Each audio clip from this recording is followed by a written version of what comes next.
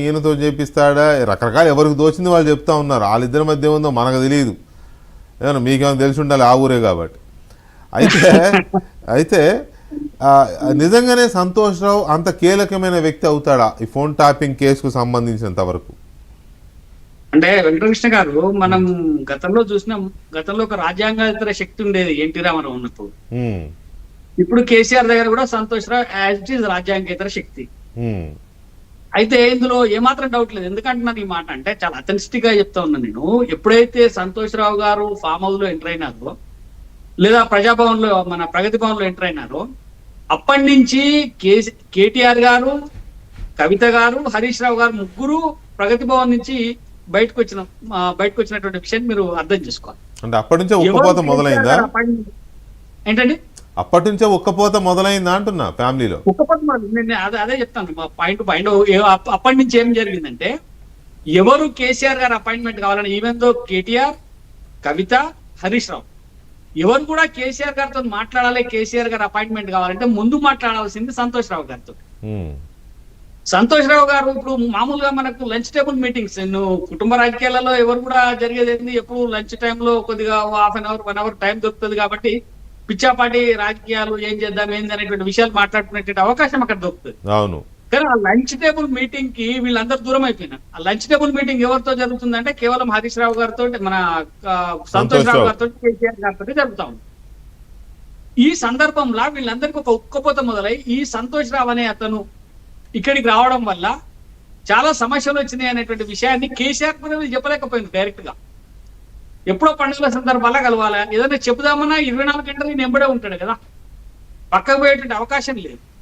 కాబట్టి ఈ ఉక్కపోత అప్పటి నుంచి మొదలై ఇప్పటిదాకా ఇంకా కంటిన్యూ అవుతా ఉన్నది. ఈ ఉక్కపోతల భాగమే కవిత గారు బయటికి రావడం, ఈ ఉక్కపోతల భాగమే హరీష్ రావు మీద కంప్లైంట్లు, కేటీఆర్ గారి మీద కంప్లైంట్లు, ఇవన్నీ వస్తున్నటువంటి సందర్భం ఒకటైతే.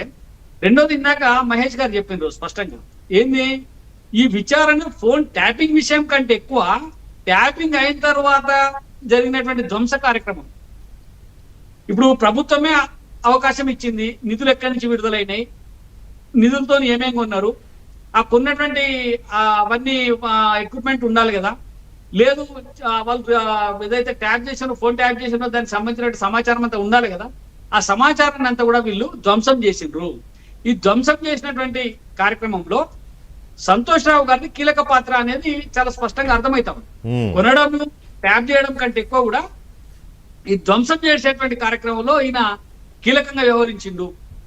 ఈ ధ్వంసం చేసేటువంటి క్రమంలో కేవలం అప్పటికి సంబంధించినటువంటి అంశాలు కాకుండా రాష్ట్రానికి సంబంధించిన చాలా అతి ముఖ్యమైనటువంటి అంశాలు, నక్సలైట్ల వాళ్ళ పనితీరు ఏ రకంగా ఉంది, వాళ్ళ ఎక్కడ కదులుతా ఉన్నారు, వాళ్ళ కదలికలు ఏంటి, అట్నే దేశానికి రాష్ట్రానికి సంబంధించి ఇతర రాష్ట్రాల నుంచి వస్తున్నటువంటి 30 రకంగా ఉంది, లేదా ఇతర దేశాల నుంచి వస్తున్నటువంటి ఇక్కడ ఉండబడే రోహింగ్యాలు కానీ లేకపోతే ఇతరత్ర ఉగ్రవాదుల కదలికలు ఏ రకంగా ఉన్నాయనేటువంటి విషయాన్ని కూడా, అనేక రకాలైనటువంటి విషయాల్ని అప్పటి ప్రభుత్వం సేకరించి పెట్టింది.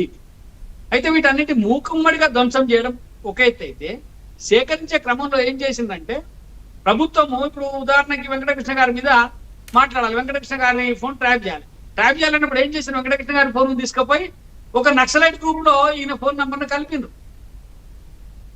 లేకపోతే కపర్ ప్రసాద్ గురించి మాట్లాడాలి, కపర్ ప్రసాద్ భారతీయ జనతా పార్టీ నాయకుడు ఫోన్ ట్యాప్ చేస్తున్నాం అనకుండా కపర్ ప్రసాద్ రావుకు మావోయిస్టులకు సంబంధాలు ఉన్నాయి కాబట్టి కపర్ ప్రసాద్ రావు ఫోన్ ట్యాప్ అవుతుంది అనే రకంగా. అంటే ఈ మిగతా విషయాలన్నీ కూడా బయటికి రాకుండా, ఏమంటే మావోయిస్టుల ఫోన్లు మాత్రమే ట్యాప్ చేస్తా ఉన్నాం, లేకపోతే దేశంలోకి ఉగ్రవాదుల సమాచారం వచ్చింది అది మాత్రమే ట్యాప్ చేస్తా ఉన్నాం అనేటువంటి విషయాల్ని అంటే మిగతా అందరికి తెలిసే విధంగా ఈ ఫోన్లు వాటిలలో ఇంక్లూడ్ చేసి ట్యాప్ చేసినటువంటి విషయం కూడా మనకు బయటపడింది.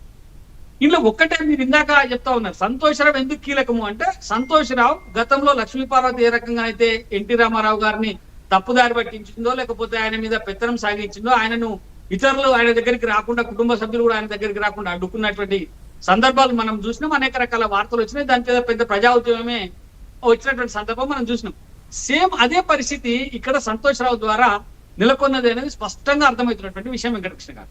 ఎంత అంటే ఫామ్ హౌస్ లోకి ఎర్రబల్లికి సంబంధించిన గ్రామస్తులు మామూలుగా నేరుగా పోయి కేసీఆర్ కలిసేటువంటి, ఆయన ముఖ్యమంత్రిగా ఉన్నప్పుడు కూడా కేసీఆర్ కలిసేటువంటి అవకాశం ఉండే, కానీ ముఖ్యమంత్రిగా దిగిపోయిన తర్వాత కూడా ఎవరైనా పోయి కలవాలంటే, కేసీఆర్ గారి దగ్గర కలవాలంటే కొన్ని పర్మిషన్లు అవసరమైతా ఉన్నాయి. ఆ గేట్ దగ్గరనే వెయిట్ చేయాల్సినటువంటి పరిస్థితి వస్తుంది. ఒకటి, గతంలో ఒకసారి ఈటల రాజేందర్ గారు మనకు మామూలుగా మాట్లాడుతూ ఒక మాట చెప్పింది. ఈటల రాజేందర్ గారు, ఇతర మన మహేందర్ రెడ్డి గారు, అప్పటి మంత్రి, ఇంకా ఇతర చాలా మంది ముఖ్య నాయకులందరూ ఒకసారి కేసీఆర్ కలవడానికి ప్రగతి భవన్ పోతే ప్రగతి భవన్ లోకి రానియలేదు, మీకు అనుమతి లేదు అని చెప్పి రానియలేదు. రానియకపోతే ఈటల రాజేందర్ గారు చెప్పినటువంటి మాట, అరే మా ఇజ్జత్ పోతుందిరా బయట, మేము వచ్చి గేట్ నుంచి వెనక్కి తిరిగిపోతామంటే ప్రగతి భవన్ గేట్ లోపలికి వచ్చి మళ్ళీ వెనక్కి తిరిగి వస్తాం, సార్ని కలవము, కనీసం గేట్ లోపలికి అలో చేయమంటే కూడా సంతోష్ బాబు వద్దంటున్నాడు, మేము అలో చేయము అని చెప్పినటువంటి పరిస్థితి అక్కడ ఉన్నది. వాళ్ళు గేట్ దగ్గర నుంచే వెనక్కి వచ్చినటువంటి సందర్భం.